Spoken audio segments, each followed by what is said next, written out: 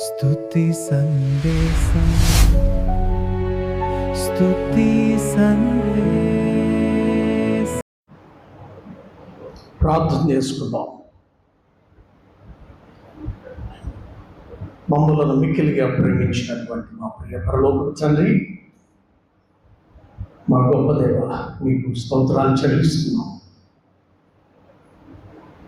మమ్మల్ందరినీ కూడా మీరు జ్ఞాపకం చేసుకొని మీరు కనికరించి ఈ 2026వ సంవత్సరం ఈ మట్టలాగి వాళ్ళం ఈ శుభదాయకమైనటువంటి విజయదాయకమైనటువంటి, అంత మాత్రమే కాదు సహృదయదాయకమైనటువంటి ఈ పవిత్రమైనటువంటి ఈ విజయ శంఖారావ జయప్రవేశ ఆరాధనలో మేమందరం కూడా పాల్పంచుకోవడానికి మీరు దయచేసినటువంటి ధన్యకరమైన ఈ స్థితిని బట్టి స్తోత్రాలు చెల్లిస్తున్నాను. కొద్దిసేపు మేము మీ మాటలు విని మీ నామాన్ని కొనియాడచ్చు, మీ నామంలో బలపడడానికి మీ కృప దయచేయమని అద్భుతం చేయాలి. యేసుక్రీస్తు వారి యొక్క శ్రేష్టమైన నామమును బట్టి ప్రార్థిస్తున్నాను తండ్రి. కూర్చున్నాం.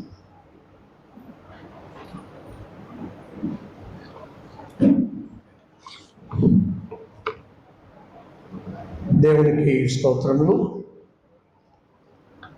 ప్రభునందు ప్రియమైనటువంటి దేవుని సంగమా,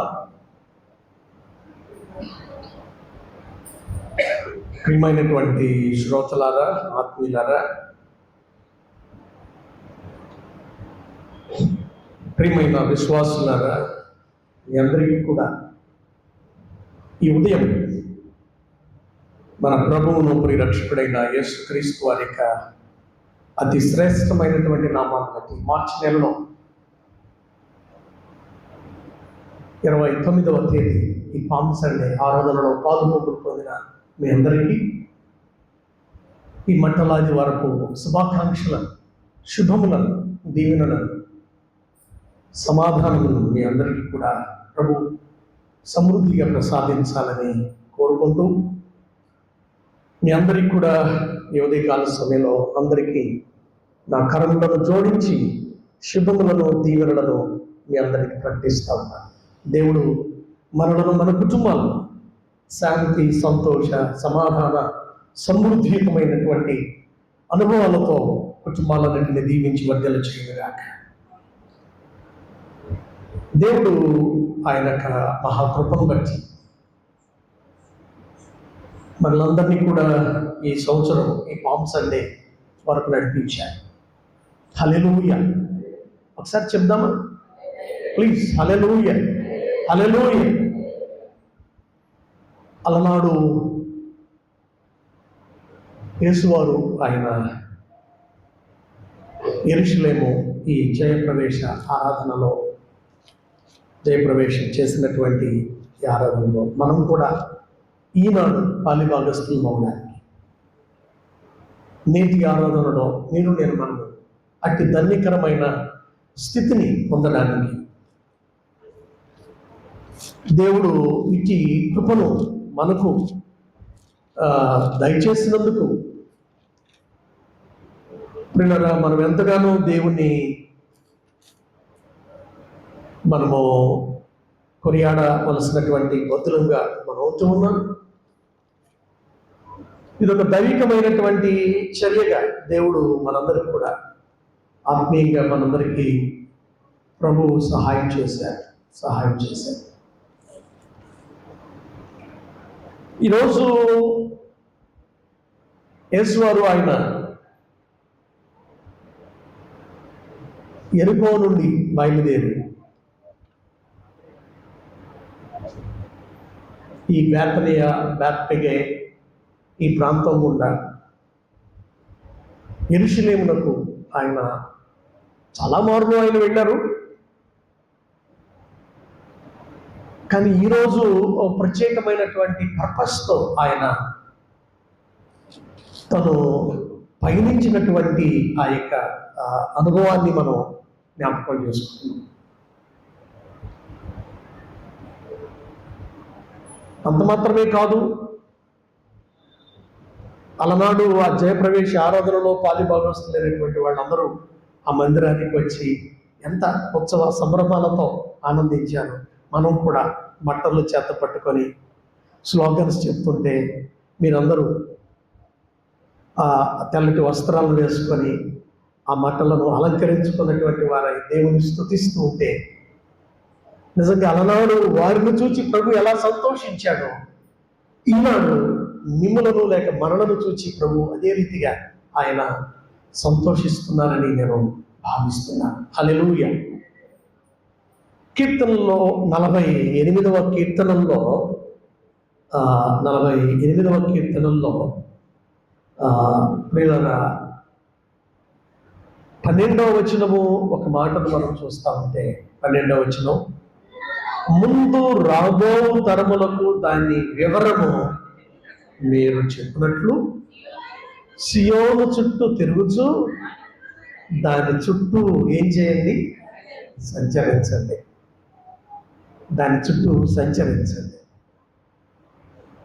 దిస్ ఈస్ ప్రాఫిటిక్ వర్డ్స్.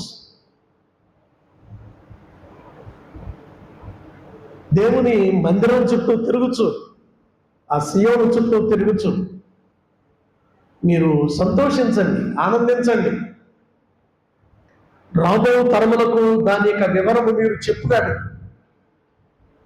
71వ కీర్తనలో ఆయన యొక్క బాహుబలమును గురించి, ఆయన యొక్క శౌర్యమును గురించి రాబో తరానికి బిడ్డలకు తెలియజెప్పినట్లు, నా తల నెరసి వృద్ధుడనై ఉండు వరకు నీవు నన్ను విడనాడకు మరి అక్కడ ప్రార్థన చేస్తే, ఇక్కడ ఈ కోరహ కుమారులు ప్రియులరా ఈ దేవుని పట్టణమైనటువంటి దేవుని మందిరమైనటువంటి ఆయన సన్నిధిని గురించి, ఈ మహారాజు పట్టణమైనటువంటి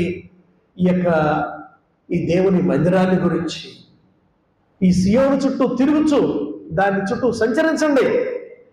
ఎస్, ఈరోజు మనం చేసినటువంటి ఈ ముమ్మారు తిరిగి మనము సంచరిస్తూ దేవుని యొక్క నామాన్ని ప్రచురం చేశాం.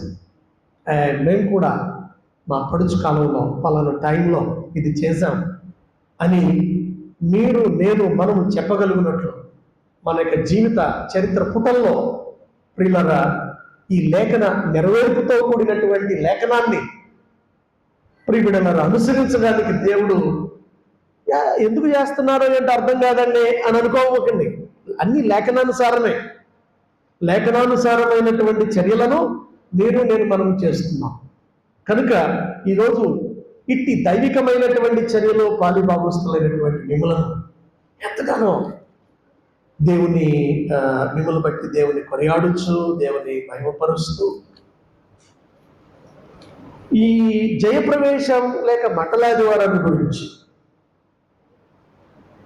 ఈ 4 సువార్థికులు కూడా పోటాపోటీగా రాశారు. మత్తయి గారు కానీ, మార్కు గారు కానీ, లూకా గారు కానీ, యోహాను గారు కానీ వీళ్ళందరూ చాలా పోటాపోటీగా 4 కూడా దీన్ని గ్రంథస్థం చేశారు, నోట్ చేశారు, ఎంటర్ చేశారు, అప్పయ్య చేశారు. కానీ మత్తయి గారి యొక్క ప్రజెంటేషన్ ఎలా ఉంటుందంటే,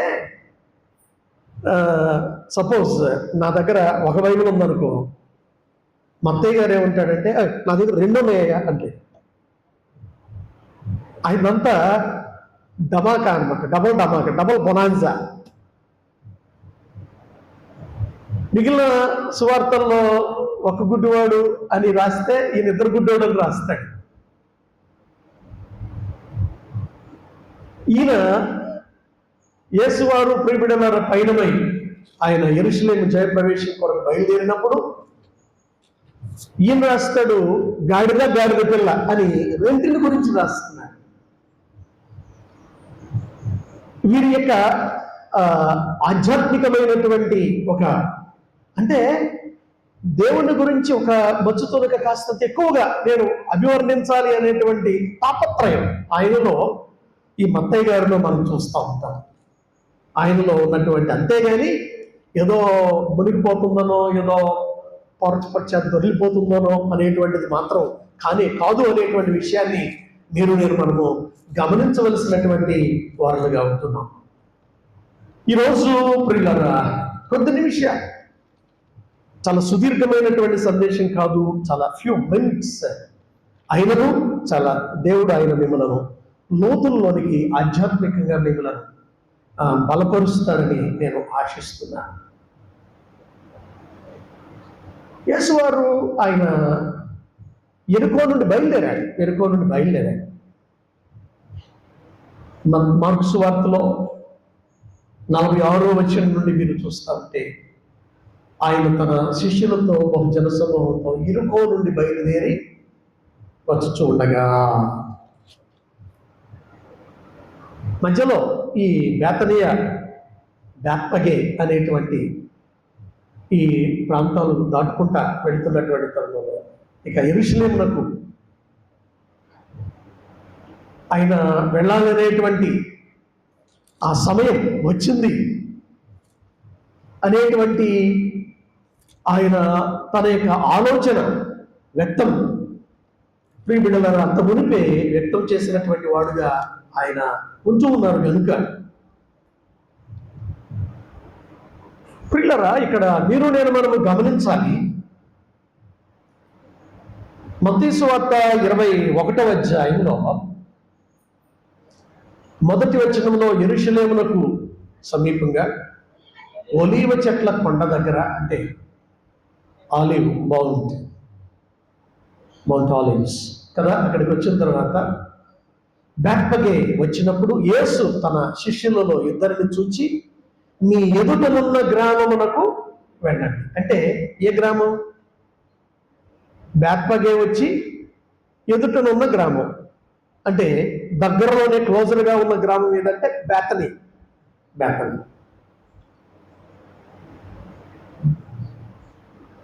ఎరుకో అంటే సిటీ ఆఫ్ పామ్ ట్రీస్ అని అవుతుంది. సిటీ ఆఫ్ పామ్ ట్రీస్, ఖర్జూర చెట్ల పట్టణము అని పిలుస్తారు. బేత్పగే అంటే హౌస్ ఆఫ్ ఫిగ్ అనగా అంజూరుల ఇల్లు అని పిలుస్తాం. బేతనీ అంటే హౌస్ ఆఫ్ డేట్స్, ఖర్జూరాల ఇల్లు.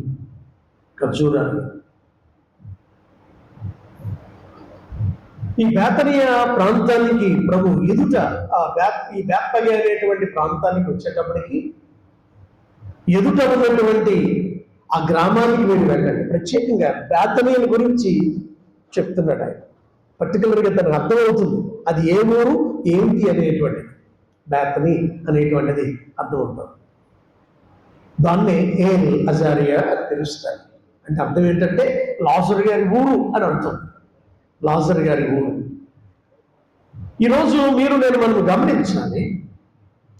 ఈ లాజరు గారి యొక్క ఊరుని గురించి అక్కడికి పంపిస్తున్నాడు. ఎదుట ఉన్నటువంటి ఆ గ్రామానికి మీరు వెళ్ళండి. ఏం కనబడుతుంది అక్కడ? ఇప్పుడు మార్కు సువార్త 11వ అధ్యాయంలో, లేక మనము ప్రియబిడ్డలారా లూకా సువార్త ఈ యొక్క 19వ అధ్యాయంలో, యోహాను సువార్త 12వ అధ్యాయంలో, ఇవన్నీ ఈ 4 సువార్తల్లో నోట్ చేయబడినటువంటి విషయాలన్నీ కూడా మనం గమనించాలి. మార్కు గారు కొంచెం సవివరంగా రాస్తాడు. చాలా ఆయన యొక్క ప్రతి ఈవెంట్ని కళ్ళకు కట్టినట్లు రాస్తాడు. తక్కువ రాసినప్పటికీ ఎక్కువ భావం ఆయన ప్రజెంట్ చేసినటువంటి అనుభవాలు ఈ మార్క్స్ వార్తలో మనకు కనిపిస్తాయి. ఆ ఎదురున్న గ్రామానికి వెళ్ళండి అని 2వ వచనంలో ఇక్కడ కూడా చెప్తున్నాడు. కానీ పైన బేత్పగే అని రాసేస్తాడు. కానీ మత్తయి గారు దాన్ని బట్టి ఏ ఊరు అనేటువంటిది క్లియర్గా మనకు అర్థమైపోయింది. అది బేతనియా అని.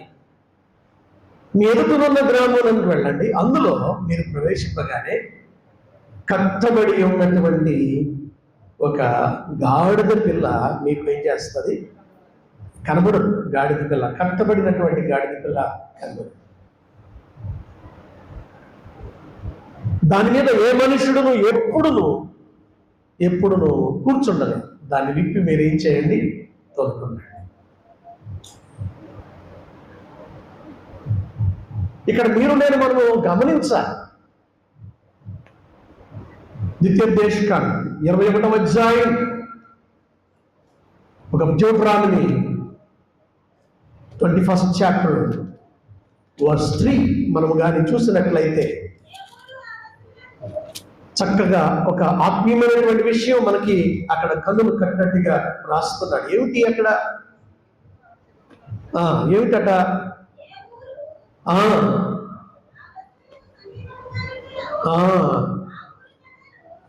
ఆ ఊరిలో ఉన్నటువంటి ఆ యొక్క వారు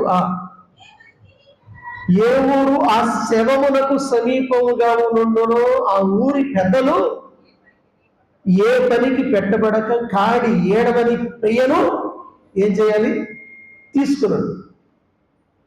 అంటే అప్పటి వరకు దేని వాడనటువంటి దానిని ఏం చేయాలి, తీసుకున్నాడు. అప్పటి వరకు యూజ్ చేయనటువంటి దానిని ఇక్కడ కూడా ప్రభు ఆయన ధర్మశాస్త్రాన్ని ఏం చేస్తున్నాడంటే ఎవడును ఎన్నడను కూర్చుండనటువంటి ఆ యొక్క గాడిదను చూస్ చేసుకుంటున్నాడు. ఈరోజు మనకి ఇవ్వబడినటువంటి ధ్యానాంశం ఏమిటి అని అంటే, మన కాల్వానికి ప్రకారం మనకి ఇవ్వబడినటువంటి సమాధానపు రాజును ప్రవేశింపనివ్వండి. Let the king of peace enter.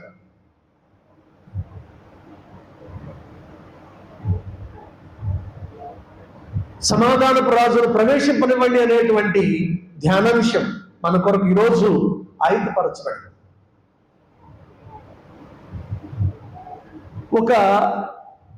ఆ రోజుల్లో ప్రియులారా ఒక విషయాన్ని మీ అందరికీ గమనించాలి, ఒక విషయాన్ని మీకు అందరికీ తెలియచేయాలి.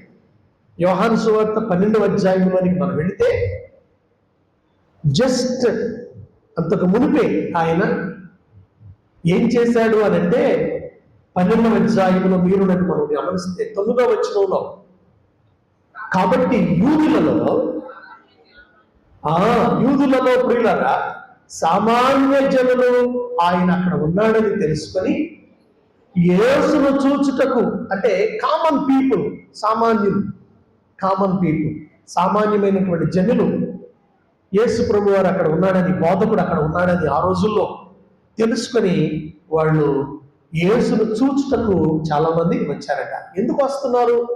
కారణం ఏమిటంటే జస్ట్ ఫ్యూ డేస్ అప్పుడే బ్యాక్ ఏమయ్యాడంటే లాజరు ఏమయ్యాడు, మృతుల్లో ఆయన చనిపోయాడు.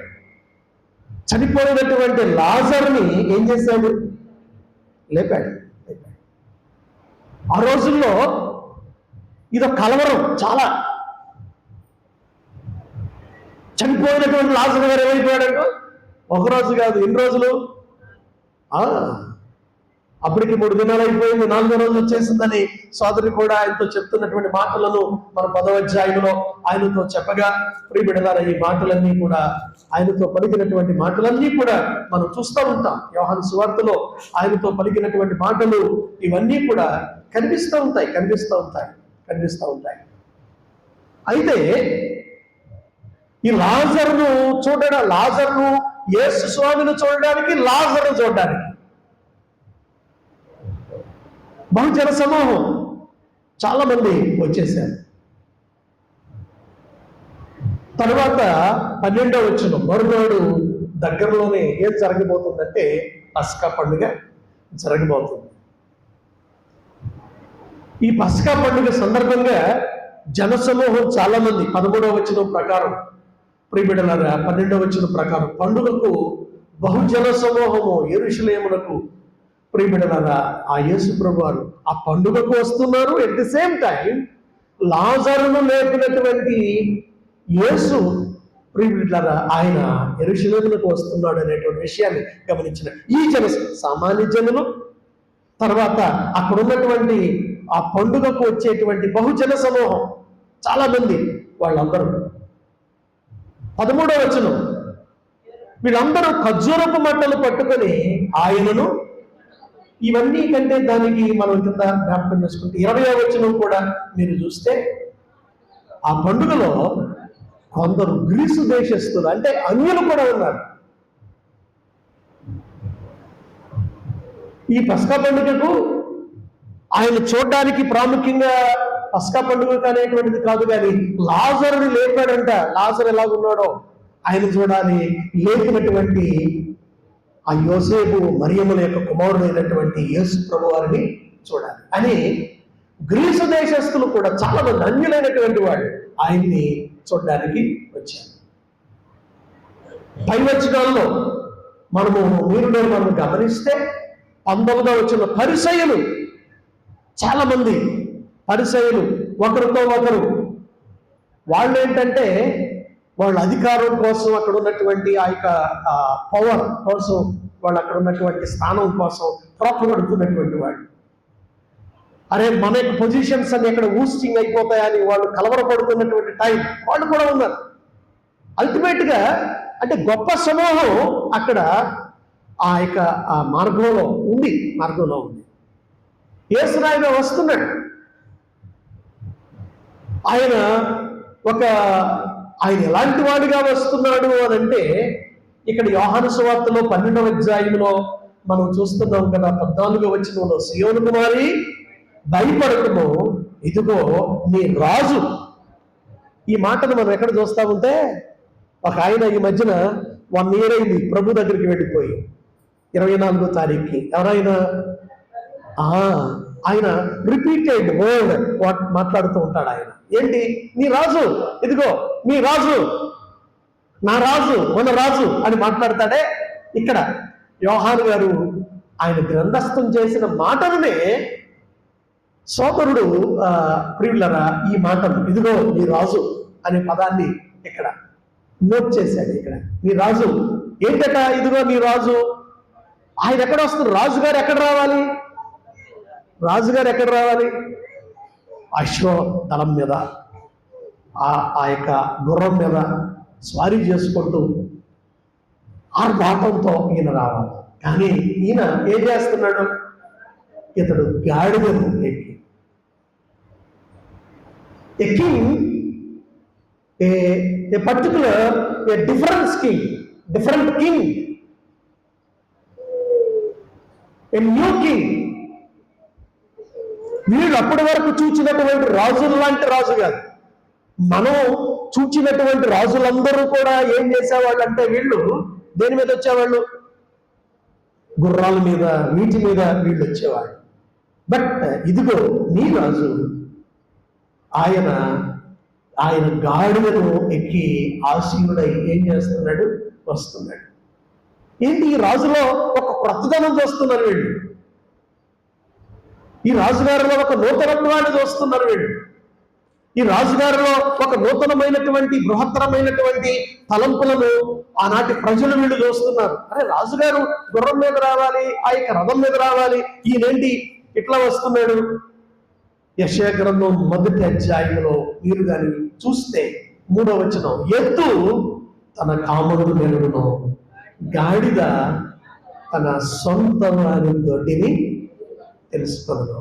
కానీ ఇశ్రాయేలీయులకు ఏం లేదు, తెలివి లేదు. చాలా క్లియర్గా రాయబడింది ఇక్కడ. ఎద్దుకట తన యొక్క యజమాని గురించి తెలుసు. గాడిదకు కూడా ఏం తెలుసు? గాడిదకి తన యజమాని ఎలా ఉంటాడో ఏంటో, తన సొంత వారి యొక్క తన దొడ్డేలో తెలుసు. కానీ ఇశ్రాయేలీయులకు మాత్రం, ఇశ్రాయేల్ అంటే ఎవరు? దేవుని ప్రజలు. యాక్చువల్గా ఆయన ఈ జయప్రవేశ యాత్రలో ఒక గొప్ప మెసేజ్ని ఆయన పాస్ చేస్తున్నాడు వాళ్ళందరికీ. ఈ న్యూ కింగ్, ఈ సమాధానపు రాజు, ఈ షాలేం రాజు, లేకపోతే నీతికి రాజు అని పిలువబడినటువంటి హెబ్రీలకు రాసినటువంటి పత్రికలో 7వ అధ్యాయంలో రాయబడినటువంటి రెండు పదముల కలయిక భావయుక్తమైనటువంటి రాజు.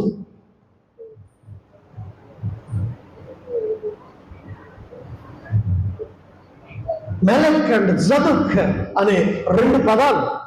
మెలక్ అండ్ జదుక్ అంటే నీతిని, న్యాయమును అతను ధరించినటువంటి వాడై, దీనుడై, తగ్గించుకొని వస్తున్నటువంటి ఈ రాజు.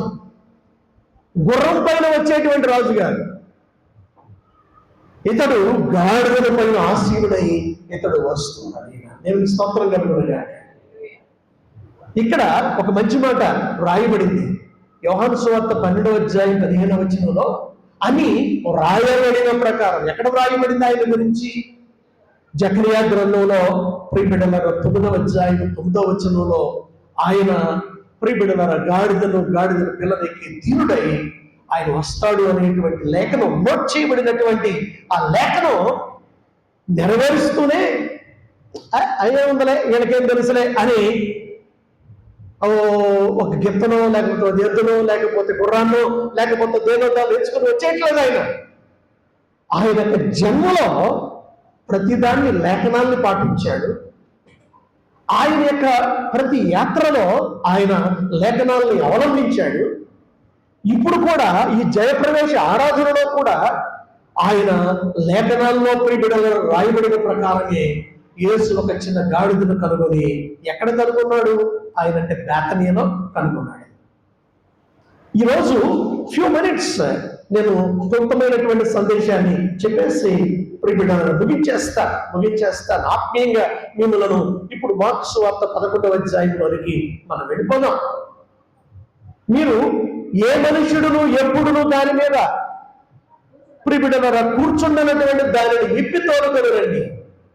ఎవడైనా మీరు ఎందుకు ఇలాగ చేయుచున్నారని మిమ్మను అడిగిన ఎడల అది దీనికంటే మత్తయి సువార్తలోనికి వెళితే ప్రియబిడ్డలారా మత్తయి గారు ఎన్ని నోట్ చేశాడని చెప్పాను? 2. అక్కడ అవి ప్రభువులకు కావలసి ఉన్నవని చెప్పండి అని అన్నాడు. అవి ఇక్కడేమంటున్నాడు? అది ప్రభువులకు కావలసి ఉన్నదని మాట్లాడుతున్నాడు. లూకా సువార్తలోనికి కానీ నేను మనము వస్తే ప్రియబిడ్డలారా ఇది ప్రభువులకు కావలసి ఉన్నదని 34వ వచనం 19వ అధ్యాయంలో మాట్లాడుతున్నాడు. ఇది అనే అవి అన్నా లేకపోతే ప్రియబిడ్డలారా ఇక్కడ అది అన్నా ఏవి ఏమైనప్పటికీ ఇక్కడ ఈ అవి అంటే అర్థం ఏమిటంటే ఈ గాడిదను దేవుడు చూస్ చేసుకోవడంలో ఉన్నటువంటి ఈ రాజు, ఈ న్యూ కింగ్ ఒక ప్రత్యేకమైనటువంటి ఆయన యాత్రను, ఒక సందేశాన్ని ఆయన యాత్రలో ఆయన తన ప్రజలకు ఆయన అందిస్తున్నాడు. అది ప్రభువులకు కావాలి. అది ప్రభువులకు కావాలి. ఎన్నడూ ఎవడును ఎప్పుడునో కూడా దాని మీద ఉంచబడినటువంటి వాడుకోనటువంటిది ప్రభువు కావాలి. అది ప్రభువులకు కావాలి. ఈ రోజు ప్రియులరా ఈ పామ్ సండే రోజున ఆయన యెరూషలేమునకు ఎందుకు వెళుతున్నాడంటే ఒక విషయాన్ని జ్ఞాపకం చేస్తా, చిన్న ప్రశ్న వేస్తా. గాడిద కావాలా గుర్రం కావాలా అంటే మీరు ఏది కోరుకుంటారు?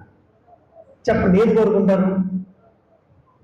పిలాతు గారు మీకు బరబ్బా కావాలా యేసు కావాలా అంటే వాళ్ళు ఎవరు కోరుకున్నారు? బరబ్బాను కోరుకున్నారు.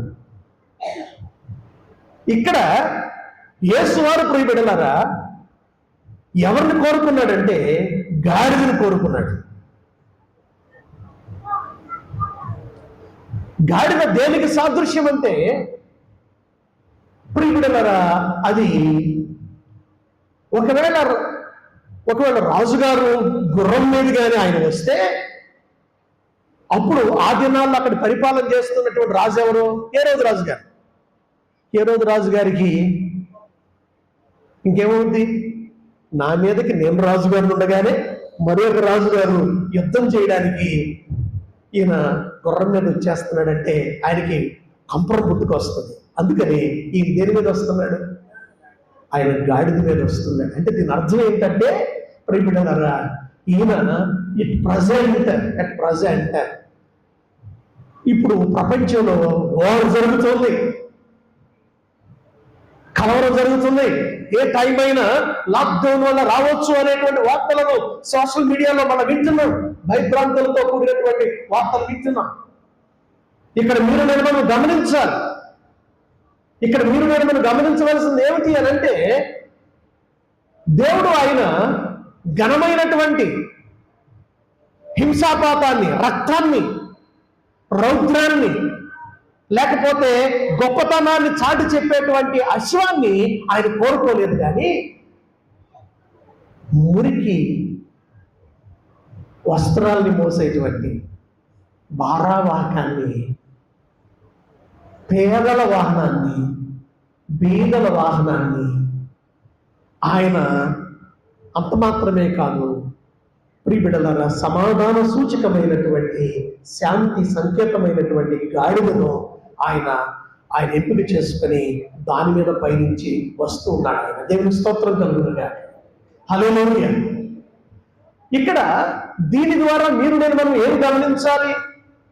ఈ మెసేజ్ ఏం అర్థమవుతుంది అంటే, ఘనతలు గొప్పలకు వెళ్ళి ఖ్యాతిని, అంతస్తులను, లేకపోతే ఔన్నత్యాన్ని కోరుకునేటువంటి గుర్రాల లాంటి అనుభవాలు కలిగినటువంటి వాళ్ళని ఆయన కోరుకోడు. ఒక విషయాన్ని మీరు మనము గమనించవలసినటువంటి వారులుగా మనం ఉంటూ ఉన్నాం. 20వ కీర్తనలో దావీదు గారు చెప్తూ ఉంటాడు, కొందరు గుర్రములను బట్టి, కొందరు రథములను బట్టి అతిశయపడతారు అని 20వ కీర్తనలో 7వ వచనంలో రాయబడుతుంది. కానీ ఈయనలో అతిశయం లేదు, ఈ రాజులో గర్వం లేదు, ఈ రాజులో అహంభావం లేదు, ఈ రాజులో ఈగోయిజం లేదు, ఈ రాజులో ప్రియబిడ్డలారా చాలా దీనత్వం ఉంది, ఈ రాజులో వినయం ఉంది. కారణం ఏమిటంటే, అతిశయం లేకుండా ప్రియబిడ్డ చాలా దీనుడుగా, అతడు సమాధానపరుడుగా, శాంతి సంకేతమైనటువంటి గాడిదని ఎంపిక చేసుకొని అక్కడ ఆ బేతనియా, ఇక్కడ మాటను జ్ఞాపకం చేస్తా. ఇందాక ద్వితీయోపదేశకాండం 21వ అధ్యాయంలో ఆ ఊరిలో ఎక్కడైనా శవము గారు ఉండుంటే, ఎప్పుడైనా సరే ఆ యొక్క ప్రక్రియ కొరకు దేనిని ముట్టనటువంటి ఆ యొక్క పెయ్యను ఏం చేయాలి? ప్రియబిడ్డలారా, దానిని ఎంపిక చేసుకోవాలి అని ప్రియబిడ్డలారా రాయబడింది. ఇప్పుడు ఇక్కడ మనము గమనించవలసింది ఏమిటంటే, మార్కు సువార్త 11వ అధ్యాయం 4వ వచనంలో వారు వెళ్ళగా వీధిలో, ఇంటి బయట, ఒకటేమో వీధిలో, ఎక్కడ? వీధిలో, గమనించాలి, వీధిలో, రెండవది ఇంటి బయట, మూడవది తలవాకిట, నాలుగవది కట్టబడి ఉన్న ఏంటిది?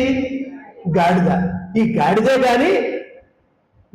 గాని వీధిలో, ఇంటి బయట, తలవాకిట, ఎక్కడుంది? కట్టబడి ఉన్నటువంటి ఈ గాడిద వారికి కనబడింది. దాని దగ్గరికి వెళ్ళి ఈ శిష్యుడు దాన్ని విప్పుచు ఉండగా అక్కడ నిలిచిన వారిలో మీరేమి చేయించున్నారు? గాడిద పిల్ల ఎవరికి, ఎందుకు విప్పుచున్నారు? అందుకు శిష్యులు యేసు ఆజ్ఞాపించినట్లు యేసు ఆజ్ఞాపించినట్లు వారితో చెప్పగా, యేసు ఆజ్ఞాపించినట్లు వారితో చెప్పగా, ఏం ఆజ్ఞాపించాడు? ఇది ఎవరికి కావాలి? ఎస్. ఒక విషయాన్ని జ్ఞాపకం చేస్తా, అతిశయపడే వాళ్ళని ప్రభు కోరుకోడు. కొందరు గుర్రములను బట్టి, కొంతమంది తమ అందాన్ని బట్టి అతిశయిస్తారు, కొంతమంది తమ ఐశ్వర్యాన్ని బట్టి అతిశయిస్తారు, కొంతమంది తమ పొజిషన్ బట్టి అతిశయిస్తారు, కొంతమంది ప్రియులలో తమకున్నటువంటి బ్యాక్గ్రౌండ్ బట్టి, ఇమేజ్ని బట్టి, వాళ్ళకున్నటువంటి ఆ యొక్క బంధువర్గము బలగాన్ని బట్టి, వీటన్నిటిని బట్టి అతిశయిస్తారు. కానీ దేవుడు వాళ్ళని కోరుకోడు. ఇక్కడ కట్టివేయబడి ఉన్నది. ఊరి బయట, ఇంటి బయట, తలవాకిట, ఇన్ని ప్రక్రియల్లో ఉన్నటువంటి ఈ గాడిద అంటే కనీసం తలవాకిట కూడా లోపలికి ఎంటర్ అవడానికి కూడా ఆస్కారం లేనటువంటి అలాంటి అనుభవం కలిగినటువంటి ఈ గాడిద లాంటి దీనత్వం కలిగినటువంటి ఆ యొక్క దీనులను ఆయన కోరుకుంటాడు. దేవుని స్తోత్రం కలుగునుగా. హల్లెలూయా.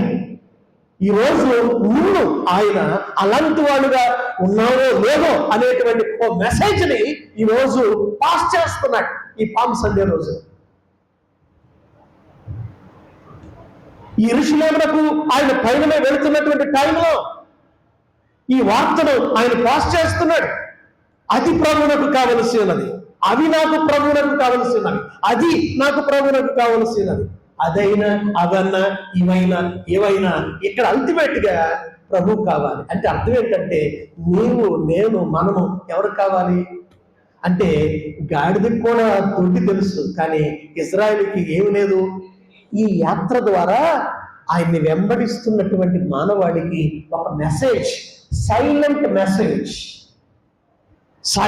మెసేజ్ ఆయన పాస్ చేస్తున్నాడు. ఒక విషయాన్ని జ్ఞాపకం చేస్తాడు.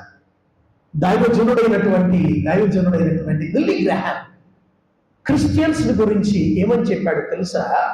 క్రిస్టియన్స్ వాళ్ళు నిద్రించుచున్న సింహాలు అని చెప్పాడు. అంత మాత్రమే కాదు ప్రియబిడ్డలారా,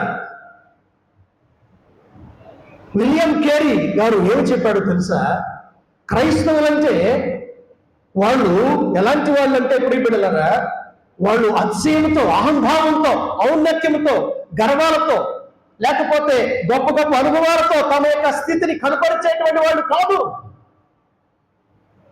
వాళ్ళు దీనులై తమను తాము తగ్గించుకునేటువంటి యేసును కోరినటువంటి వారే క్రీస్తు బిడ్డలు. దేవుని స్తోత్రం కలుగునుగా. ఇవి ప్రభువుకు కావాలి.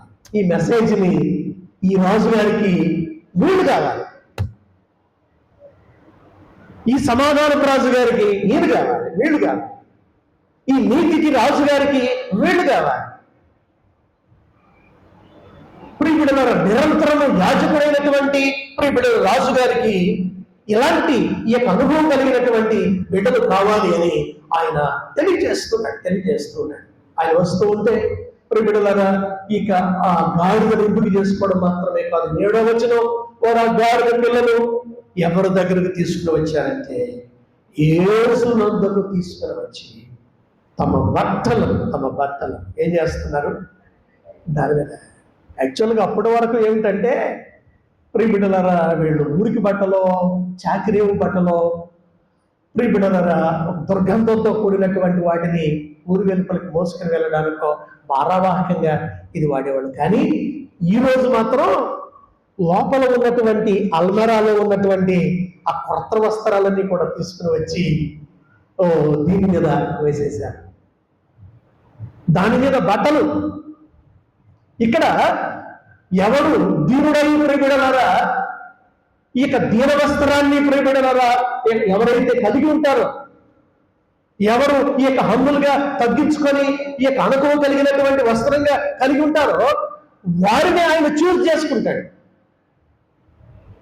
వారి మీద ఆయన ఆశీనుడై ఉంటాడు, ఆయన వారితోనే కలిసి పయనిస్తాడు, ఆయన వారితోనే కలిసి ఆయన వెళ్తాడు అనేటువంటి విషయం చాలా క్లియర్గా ఇక్కడ రాయబడినటువంటి మాటలను బట్టి అర్థమవుతా ఉంది. రాజులు 2వ గ్రంథము 9వ అధ్యాయం 13వ వచనాన్ని కానీ మీరు చూసినట్లయితే, రాజులు 2వ గ్రంథము 9వ అధ్యాయము 12వ వచనాన్ని కానీ మీరు చూసినట్లయితే, రాజులు 2వ గ్రంథము 9వ అధ్యాయము 12వ వచనాన్ని కానీ మీరు చూసినట్లయితే ప్రియబిడ్డలారా, కాబట్టి వారు ప్రియబిడ్డలు అక్కడ రాయబడింది, కాబట్టి వారు అంతయు వాటిది జరిగిన దాన్ని మాకు తెలియజేయమని అతను ఎట్లానో నేను ఇశ్రాయేలు మీద పట్టాభిషిక్తునిగా చేయించున్నానని యెహోవా సెలవిస్తున్నాడని నాతో చెప్పాను. అంతటి వారు అతి వేగరముగా తమ వస్త్రములను పట్టుకొని మెట్ల మీద అతని క్రింద పరిచి బాకా ఊది యెహూ ఏమై ఉన్నాడు, రాజై ఉన్నాడని ఏం చేశారంట? ఈ యెహూ రాజైనప్పుడు ఆ వస్త్రాలని ఏం చేశారు? పరిచారు. తమ బట్టలను.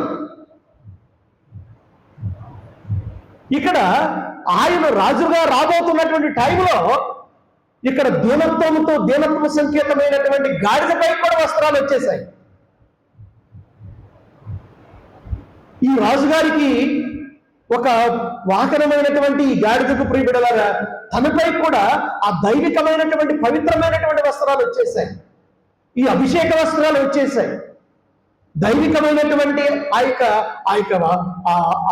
యొక్క అభిషేకంతో ఉండినటువంటి ఆ పవర్తో కూడినటువంటి వస్త్రాలు దాని మీద కూడా వచ్చేసాయి.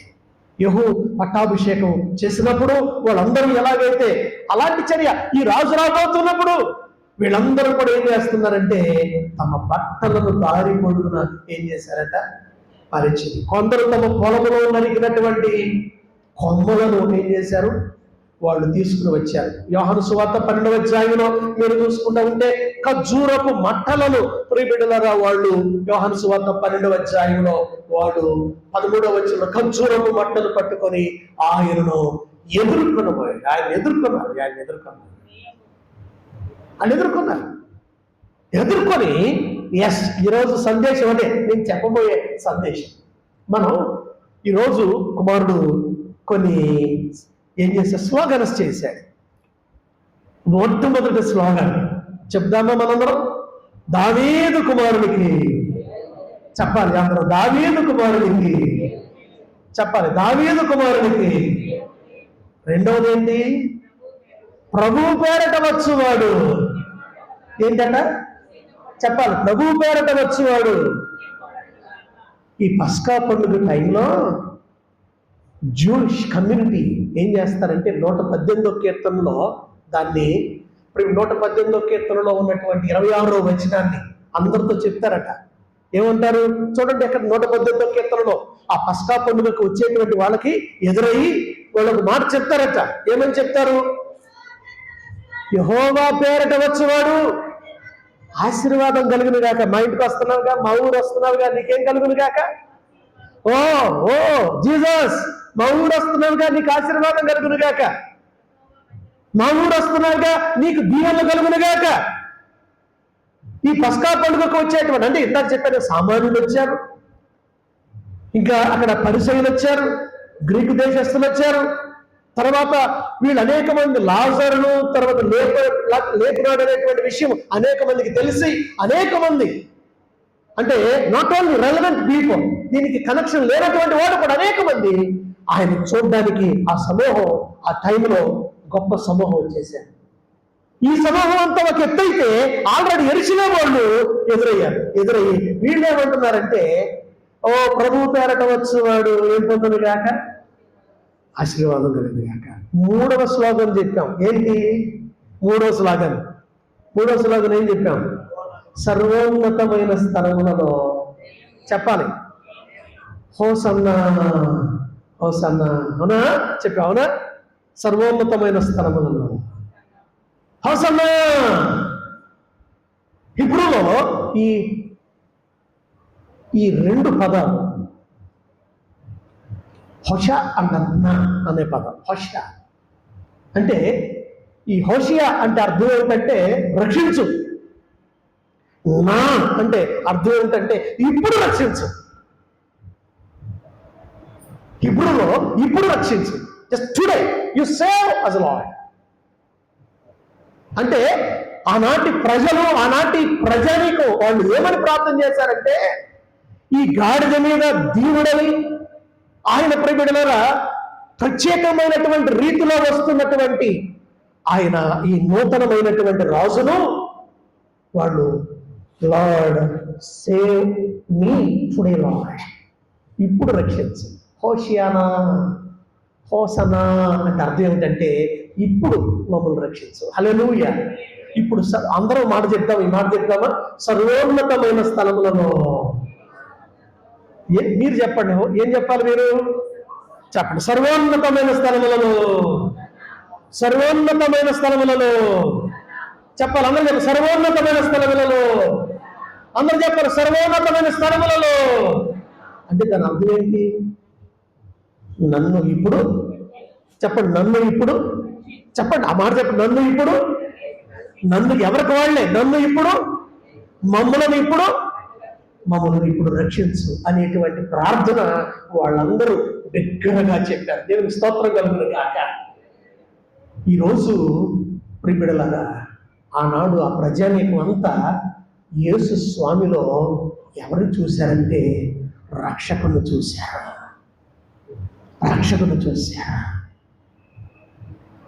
ఈనాడు చర్చికి వచ్చినప్పుడు ఈనాడు దేవుడు ఈనాడు ప్రజలు what I have seen at here, నేను ఇక్కడ మీరు బ్రేక్ఫాస్ట్ చేస్తూ ఉన్నారు, నేను ఏమైనా చూస్తున్నా, ఇక్కడ మనుషులు అబ్జర్వ్ చేస్తున్నా. వీళ్ళందరికీ ఏంటంటే వాళ్ళని చూడటమో వీళ్ళని చూడటమో ఇదే సరిపోయింది. ఏమి నాకు అర్థం కాదు. ఇది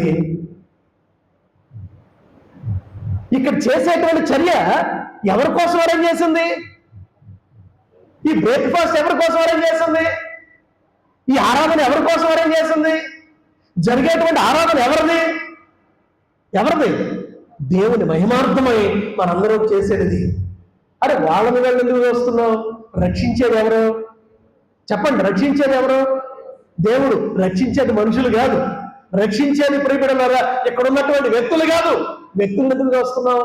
ఆనాటి ప్రజలు హోషియానా హోషియానా హోసన్నా హోసన్నా అని ప్రియబిడ్డలారా ఈ పాట పాడారంటే కారణం ఏమిటంటే ప్రియులారా, దాని అర్థం ఏమిటంటే నన్ను రక్షించు, మమ్మల్ని రక్షించు, మమ్మల్ని రక్షించు.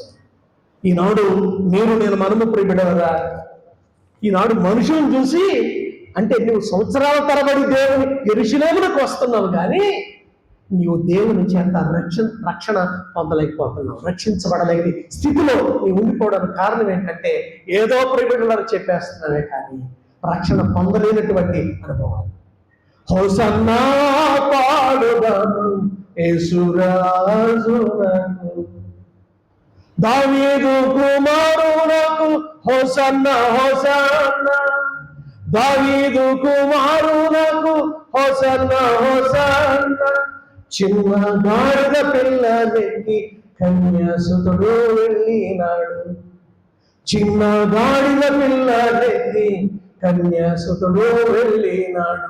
మమ్ము తనదు వశము చేసి చెన్నుగా మమ్మేను, మమ్ము తనదు వశము చేసి చెన్నుగా మమ్మేను. Hosanna పాడుగా యేసురాజునకు, hosanna పాడుగా యేసురాజునకు. దావీదు కుమారునకు హోసన్నా హోసన్నా, దావీదు కుమారునకు హోసన్నా హోసన్నా. అంటే అర్థం ఏంటంటే ప్రియబిడ్డలారా మనము దావీదు కుమారుడా హోసన్నా హోసన్నా అని పలకట్లేదు. ఇక్కడున్న వ్యక్తులను చూసి అయ్యా రక్షించయ్యా రక్షించయ్యా అని వీళ్ళ వైపు చూసి మీరు ఎన్ని సంవత్సరాలు ప్రార్థనకు వస్తున్న కార్యాలు ఏం జరుగుతాయి? ఈరోజు ఈ జయప్రవేశ ఆరాధనలో ఆ రోజు ప్రియబిడ్డలగా సమాధానపు రాజులు, కర్తరాజులు వాళ్ళు ఇప్పుడు మమ్మలను రక్షించగలిగినటువంటి రాజు. ఇంకో మాటలు జ్ఞాపకం చేస్తా, కట్లున్నాయే ఈ మాట చెప్పేసి ముగించేస్తా, అయిపోయింది. ప్రియబిడ్డలారా ఎన్నడూ ఆ శవం దగ్గరికి వెళ్ళినప్పుడు, ఆ బేతనీయ దగ్గరికి వచ్చినప్పుడు ఎందుకు చెప్పాడు అసలు ప్రభువారు? ఎదురుగా ఉన్నటువంటి బేతనీ గురించే, ఆ ఎదురుగా ఉన్నటువంటి గ్రామానికే ఎందుకు, ఆ గ్రామాన్ని గురించి ఎందుకు చెప్పాడు? ఎందుకనంటే ప్రియబిడ్డలారా మనం గమనిస్తే ఆ బేతనీయలో ఎవరున్నారంటే అంత మునిపే ప్రభువారు ఆ ఊరు వెళ్ళాడు. ఆ ఊరు వెళితే మీరు కట్లు విప్పి ఒక ఆయన్ని పోనీయండి అని చెప్పాడు. ఎవరితో? లాజరుతో చెప్పాడు. కట్లు కట్టబడవే అంటే అతని యొక్క దేహం నిండా ప్రియబిడ్డలారా ఆ యొక్క మరణపు వాసన, ఆ యొక్క చాలా దుర్గంధపు అనుభవాలు అతని యొక్క జీవితాలు ఉన్నాయి. అలాంటి వ్యక్తి ఆ లాజరు కూడా ఇప్పుడు యేసువారితో వస్తున్నాడు. ఆ బేతనీ దగ్గరికి వచ్చేటప్పటికి ఆ కట్లతో కట్టబడి కొన్ని దినాల పాటు లోపల ఉన్నటువంటి లాజరు, విప్పినటువంటి ప్రజలు, విప్పమని చెప్పినటువంటి ఆ యొక్క క్రీస్తు, వీళ్ళందరూ కలిసి ఇప్పుడు యెరూషలేమునకు వస్తున్నారు. వస్తూ వాళ్ళ బేతనీ దగ్గరికి వచ్చేటప్పటికి వాళ్ళు ఆ గాడిదను చూపించి దాన్ని కూడా ఇంటి బయట తలవాకిట అక్కడ ఇక్కడ ఎన్ని మాటలు రాయబడి ఉన్నాయి అక్కడ తలవాకిట, అక్కడ ఎన్ని మాటలు రాయబడి ఉన్నాయి? ఎన్ని మాటలు? వీధిలో, ఇంటి బయట, తలవాగిట కట్టబడి ఉన్న గాడిద పిల్ల. ఇన్ని కలిగినటువంటి ఆ గాడిదను మీరేం చేయాలి? విప్పాలి. మళ్ళీ ఇప్పుడు చూపించి, ఇప్పుడు ఇక్కడ దీని అర్థము ఏమిటి అని అంటే, ప్రియబిడ్డలారా, దీని అర్థం ఏమిటంటే, నేను మనము గమనించవలసింది ఒక విషయాన్ని, ఆత్మీయంగా మనం గమనించవలసింది ఒక్క విషయాన్ని చెప్పేసి నేను ముగించేస్తాను. ఈరోజు ప్రియబిడ్డలారా, ఆధ్యాత్మికంగా మనము ప్రియబిడ్డలారా ఒక్క మాటను చెప్పేసి మిమ్మల్ని కూడా బలపరిచి ముందుకు తీసుకుని వెళ్ళాలని ఆశపడుతూ ఉన్నాను.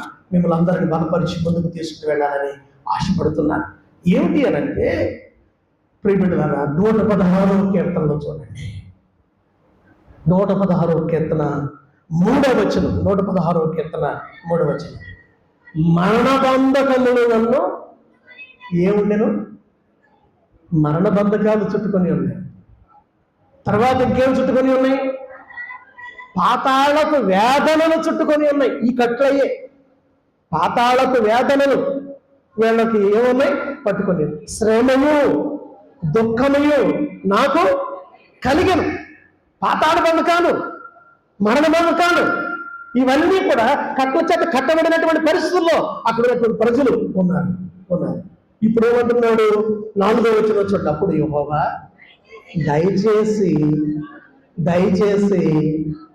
దయచేసి నా ప్రాణమును, అంటే హోసన్నా నా ప్రాణాన్ని విడిపించు. మళ్ళా 118వ కీర్తనలోకి వద్దాం.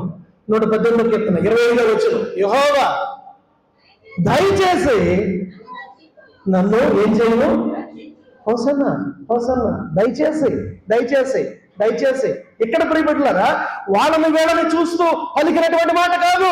మెస్సియాను చూచి, క్రొత్త రాజు అయినటువంటి సమాధాన రాజును చూసి, దయచేసి అయ్యా విడిపించవా, దయచేసి రక్షించవా, దయచేసి అభివృద్ధిని కలిగించవా.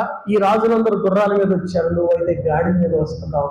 నీవు సమాధాన రాజు అని, నీతి రాజు అని, నిరంతరము యాజకుడు అని, నీవు మెలికే సెదవు అని మేము గుర్తిస్తున్నావయ్యా, నీ మమ్మల్ని విడిపించవా అని వాడు ఏం చేస్తున్నారు? ప్రార్థన చేస్తున్నారు. ఎస్, హోసన్నా అంటే అర్థం ఏంటో తెలుసా? మనము ఆనాటి ప్రజలు తెలుసుకొని ఈ ప్రార్థన చేశారు. మనం ఈ ప్రార్థన చేసినప్పుడే ఈరోజు ప్రియబిడ్డలారా, యేసునైన ఆయన ఈ మార్కు సువార్త 11వ అధ్యాయంలో ఒక బలీయమైనటువంటి మాటను మనం గమనించవలసినటువంటి వారముగా ఉంటున్నాం. ఈ రోజు ఈ 11వ అధ్యాయంలో ఈ మాట మీకు జ్ఞాపకం చేసి నేను కంక్లూడ్ చేస్తున్నాను. 11వ వచనం చూస్తే, ఆయన యెరూషలేమునకు వచ్చి యెరూషలేములో ప్రవేశించి చుట్టూ సమస్తమును ప్రవేశించాడా లేదా? He entered. ప్రవేశించి ఆ చుట్టూరు కూడా ఏం చేశాడంట? ఆయన చూచి సాయంకాలమైనందున 12 మందితో కూడా మళ్ళీ ఎక్కడికి వెళ్ళిపోయాడు? ఈరోజు సాయంత్రం ఆయన ఎక్కడికి వెళ్ళిపోయాడు? ఆయన బేతనీకి వెళ్ళిపోయాడు. ఈరోజు ప్రియబిడ్డలారా, ఆయన యెరూషలేముకు వచ్చి ఆయన యెరూషలేమును చుట్టూ చూసి అదంతా చూసి అని దాని అర్థం ఏంటో తెలుసా? ఆయన నిన్ను చూచి, నీ కండిషన్ ఎలాగుంది, దయచేసి నన్ను విడిపించుము, దయచేసి నన్ను రక్షించుము, దయచేసి నాకు అభివృద్ధి కలిగించుము అని ప్రార్థన ఆనాటి ప్రజలు చేసినట్లుగా, హోసన్నా అని ప్రార్థన చేసినట్లుగా ఈరోజు మనము ప్రార్థన చేయగలిగితే మన దేవుడు ప్రియబిడ్డలారా, ఆయన విమోచకుడు. రోమీయులకు రాసినటువంటి పత్రికలో ప్రియబిడ్డలారా 6వ అధ్యాయం మాటలు మనం చూస్తూ ఉంటాం. ఆయన సియోనులో నుండి విమోచకుడు వచ్చి ఆయన ఇదిగో యాకోబునకు ఉన్నటువంటి భక్తిహీనతను తొలగించి నీకు నాకు విడుదలనిస్తాడు, బంధకాలను విప్పేస్తాడు. 116వ కీర్తనలో కింద వచనాలు మీరు చదువుకుంటే అల్టిమేట్ గా అక్కడ కీర్తనకారుడు అంటున్నాడు, నీవు నా కట్లు విప్పి ఉన్నావు అని అన్నాడు. అంటే దాని అర్థం ఏమిటంటే, గాడిది కాదు విప్పబడింది. అసలు అక్కడ మీరు చూడండి, నా మాట చెప్పేసి నేను ముగించేస్తా. 116వ కీర్తనలో ప్రియబిడ్డలారా రాయబడినటువంటి మాట 16వ వచనం. యెహోవా, నేను నిజముగా నీ సేవకుడను కుమారుడై ఉన్నాను. నేను నా కట్లు, గాడిది కాదు విప్పబడింది. విప్పబడింది ఎవరు? దావీదా? దావీదండి, నువ్వేం కాదండి అని అంటారా? ఇక్కడ గమనించవలసింది ఏంటంటే, ప్రియబిడ్డలారా, విప్పబడింది ఎవరంటే నీవు. విప్పబడవలసింది నీవు, నిర్మాణమే. నీవు నా కట్లు విప్పి ఉన్నావు. సమాధాన రాజు ఆయన కానీ నీ ఇంటికి రావడానికి నీవు పర్మిట్ చేస్తే, నేను వచ్చినట్లు నీతి కొమ్మములు తీయండి అని 19వ వచనంలో ఆయన గట్టిగా కేక వేస్తున్నాడు. ఆయన వస్తుంటూ ప్రియబిడ్డలారా, నీవు మనము ఆ ద్వారాన్ని క్లియర్ చేయగలిగితే ఆయన వచ్చి నిన్ను రక్షిస్తాడు. నీ కట్లను విప్పేస్తాడు. పాతాళ బంధకాలు, మరణ బంధకాలు, లూకాసువార్తల 13వ అధ్యాయంలో 13 ఏండ్ల నుండి సాతాను చేత బంధించబడినటువంటి ఆ యొక్క కట్ల చేత కట్టబడినటువంటి కుమార్తె కనిపిస్తుంది. ఆమెను కూడా విడిపించాడు. ఏ కట్లైనా సరే, మరణ బంధకాలు, రోగ బంధకాలు, ఆర్థిక బంధకాలు, ఏ బంధకాలైనా, ఏ కట్లైనా సరే, అవి ఏ కట్లైనా సరే, ఆయన నిన్ను నన్ను విడిపించడానికి సిద్ధంగా ఉన్నాడు. నీవు నా కట్లు. అందరూ ఈ మాట చెప్దామా? ఈ 16వ వచనం అందరూ నా వెనుక ఈ మాట చెప్తారా? నీవు నా కట్లు విప్పి ఉన్నావు అంటే యేసయ్య విప్పాడా లేదా? ఈనాడు చాలా సంవత్సరాలు వస్తున్నాం కానీ ఈ కట్ల చేత, సాధారణ చేత కట్టబడినటువంటి కట్ల చేత కట్టబడే ఉంటున్నాం కానీ, ఇంకను బందీకృతులుగానే ఉంటున్నాం కానీ ఇవ్వబడలేదు. ఈరోజు జయప్రవేశం చేసినటువంటి యేసుక్రీస్తు వారు ఎందుకు వచ్చాడంటే ఆ గాడిద కోసం కాదు, లేకపోతే 116వ కీర్తనలో ఉన్నటువంటి దావీదు కొరకు కాదు. నీ కోసం, నా కోసం, మన కోసం సిలువలో సాగి యాత్ర, కరుణామయుని దయగల పాత్ర. సిలువలో సాగి యాత్ర, కరుణామయుని దయగల పాత్ర. ఎవరి కోసమో ఈ జనుల కోసమే, ఈ జగతి కోసమే, ఈ జనుల కోసమే, ఈ జగతి కోసమే సిలువలో సాగే యాత్ర, కరుణామయుని గల పాత్ర. ఆయన ఎరుకోండి లేకుండా ప్రియబిడ్డలారా, ఆయన యెరూషలేమునకు పయనించినటువంటి యాత్ర ఎవరి కోసం అంటే ఆయన నీ జనుల కోసమే, నీ కోసమే, నా కోసమే అనేటువంటి విషయాన్ని నేను మనం గుర్తించినటువంటి వారమై నీవు నా కట్లు విప్పి ఉన్నావు అని దావీదు గారు చెప్పినట్లుగా ఈ రోజు ప్రియబిడ్డలారా, దేవుడు ఆయన వస్తూ ఉండగా నీ కట్లు విప్పడానికి ఆయన ఆథరైజ్ చేస్తూ ఉండగా నీవు ఈరోజు విడిపించబడతావా? విడిపించబడడానికి దేవుడు ఆయన వచ్చాడు. మనము విమోచన పొందడానికి ఇంకో విషయాన్ని జ్ఞాపకం చేస్తున్నాను. రేపు మహాశుక్రవారం రోజు జరగబోయేటువంటి ఆ యొక్క మహాప్రక్షాళన కార్యానికి సాదృశ్యముగా ఈ కట్లు విప్పబడ్డావు, అందుకు సాదృశ్యంగా ఉంది అనేటువంటి విషయాన్ని జ్ఞాపకం చేస్తున్నాను. రేపు జరగబోయేటువంటి ఆ యొక్క సర్వలోక మానవాళి యొక్క అందరి యొక్క పాప బంధకాల నుండి విడిపించబడడానికి కావలసినటువంటి సాదృశ్యమైనటువంటి చర్యగా ఈ కట్లను, ఈ గాడిద విడిపించడానికి ఈరోజు ఆయన సాదృశ్య రూపంగా చేసినటువంటి ఒక ప్రత్యేకమైన రూపక దృశ్యము అనేటువంటి యాత్రగా మనం గమనించాలి అనేటువంటి విషయాన్ని జ్ఞాపకం చేస్తున్నాను. ఈరోజు మనమందరం కూడా ఆ యాత్రలో వాళ్ళను పాలిభాగస్తులు అవుదామా? దేవుని చేత విడుదల పొందుదామా? ఈ సీజన్లో మనం విముక్తులవుదామా? ధైర్యం అవుదామా? కళ్ళు మూసుకోండి, ప్రార్థన చేసుకుందాం. ప్రేమ కలిగిన మా తండ్రి, మా యేసయ్య, మీరు ఇచ్చిన సందేశం కొరకు వందనాలు, మీరు ఇచ్చిన లేఖనాల కొరకు వందనాలు, మీరు ఇచ్చిన వాక్కు కొరకే వందనాలు. దేవా, ఈ జయప్రవేశం చేసినటువంటి రోజున మీరు యెరూషలేమునకు వచ్చి దేవా చుట్టూ చూచి మన సాయంకాలం అయినప్పుడు మీరు బేతనీకి వెళ్ళినటువంటి అనుభవాలు మేము జ్ఞాపకం చేసుకున్నాం. యాత్రలో ఎదురైనటువంటి ప్రతి సంభవాన్ని, అదృశ్య రూపకమైనటువంటి ప్రతి అనుభవాన్ని మేము జ్ఞాపకం చేసుకున్నాం. అది మా కోసమే, అది గాడిద కోసమో లేక అక్కడ ఉన్నటువంటి వ్యక్తుల కోసమో ఎవరో కోసమో కాదు, అది నా కోసమే, మా కోసమే, మా అందరి కోసమే అనేటువంటి విషయాన్ని మేము గుర్తిరిగి మమ్మల్ని విడిపించడం కోసమే, మా కట్లను విప్పుట కోసమే అనేటువంటి అనుభవాన్ని ప్రభు మేము గుర్తెరిగి మేము లేఖనానుసారమైన మా జీవితాన్ని విడిపించబడడానికి సహాయం చేయమని, అద్భుతం చేయమని యేసుక్రీస్తు వారి యొక్క శ్రేష్టమైన నామాన్ని బట్టి ప్రార్థిస్తున్నాం తండ్రి. ఆమేన్. దేవుడు మిమ్మల్ని దీవించును గాక.